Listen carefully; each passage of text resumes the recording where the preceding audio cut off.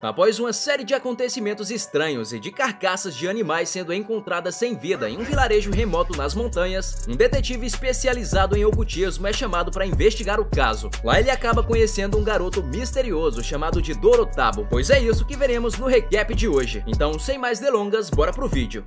Iniciamos essa história em um vilarejo com algumas crianças conversando sobre um cara de Tóquio que chegaria em breve no vilarejo para investigar alguns acontecimentos estranhos. As crianças parecem admirar muito esse cara e nessa hora nos é apresentado o protagonista chamado de Dorotabo. Vemos que Dorotabo não é tratado muito bem no vilarejo. Nessa hora, uma das crianças chamado Yataro começa a zoar o prota, chamando ele de fedido e dizendo para ele não chegar perto do cara de Tóquio, já que ele, o cara de Tóquio, poderia se sentir incomodado com seu cheiro. Dorotabo não parece se importar muito e a cena é mudada para um cara loiro chamado de Inugami no meio da estrada. Seu carro havia quebrado e logo depois chega uma senhora que pergunta para ele se ele era o suposto cara de Tóquio. Ele responde que sim, então a velha se apresenta e diz que ela era a anfitriã da Vila Kanoko. No caminho para a vila, a velha conta que ultimamente coisas estranhas têm acontecido no vilarejo e que alguma coisa tem passado a peixeira no gado durante a noite. E isso é só o começo de vários acontecimentos misteriosos. Ele diz que irá investigar, afinal ele é um detetive. Chegando na vila, todas as crianças ficam empolgadas com a chegada do detetive. Nessa hora, ele vê Dorotabo trabalhando, então ele pergunta pra velha se Dorotabo ia à escola ou se ele passava o dia inteiro trabalhando, mas ela fica de cabeça baixa e diz que irá informá-lo mais tarde. A noite cai e Inugami vai tomar um banho quente, e logo depois Yataro chega se oferecendo para lavar as suas costas. Enquanto isso, Inugami pergunta pra Yataro quem era a outra criança que morava naquela casa, no caso, o prota. Ele diz que todos chamavam ele de Dorotabo, pelo fato dele sempre andar por aí todo sujo e fedido. Apelido esse que surgiu graças a uma suposta lenda de um yokai que morava nos campos. Inugami parece ficar interessado na história, e logo depois ele vai falar com a velha sobre querer recrutar Dorotabo para ser seu guia durante o tempo que ele estaria no vilarejo. Yataro, que estava ouvindo a conversa, parece não ficar muito feliz, pois Inugami decidiu recrutar Dorotabo ao invés dele. No dia seguinte, a velha dá algumas roupas limpas para Dorotabo, enquanto olha para o garoto com uma cara de desgosto. Logo depois, ela o manda ir tomar um banho. Um tempo se passa e vemos Dorotabo indo levar a comida para Inugami. Eles se apresentam e logo depois tem uma conversa. Então Dorotabo conta sobre as coisas estranhas que têm acontecido ultimamente durante a noite, e que alguma coisa tem estado matando o gado e os outros animais do vilarejo, de alguma forma brutal, comendo apenas os órgãos dos animais. Inugami, ouvindo isso, faz uma expressão séria, pois a anfitriã da vila tinha dito para ele que apenas ela sabia sobre esses acontecimentos e que ainda não tinha contado isso a ninguém. Continuando a conversa, Dorotabo também conta que essas coisas estranhas apenas acontecem durante as noites de lua nova e que possivelmente se repetiria na próxima noite de lua nova. Inugami agradece pelas informações, então ele olha no celular para ver quando seria a próxima noite de lua nova e percebe que seria dentro de 5 dias. No dia seguinte, enquanto Inugami ajudava o prota com alguns trabalhos, ele pergunta o que era aquilo que Dorotabo tinha pendurado no pescoço, e ele responde que estava com aquilo desde que era um bebê e que possivelmente aquilo era de seus pais, que o abandonaram anos atrás. Então Inugami pede para dar uma olhada e se surpreende ao descobrir que aquilo era um objeto muito raro chamado de tom de vida e que ele era apenas gerado sobre circunstâncias muito específicas. Depois disso, ele pergunta se Dorotabo queria algum dia conhecer seus pais e ele responde que algum dia talvez ele possa querer conhecê-los. Alguns dias se passam e finalmente o dia de lua nova chega e podemos ver que Dorotabo está esperando Inugami chegar para iniciarem as investigações. Nessa hora, Yataro aparece bolado das ideias, só porque Inugami escolheu recrutar Dorotabo ao invés dele. Ele tenta tirar o colar de Dorotabo, mas o garoto dá um soco nele e sem querer deixa o colar cair. Nessa hora, Dorotabo começa a se transformar em alguma espécie de demônio e Yataro fica com medo e sai correndo. Logo depois, o prota consegue achar o colar de novo e depois de pegá-lo em sua mão, ele volta ao normal.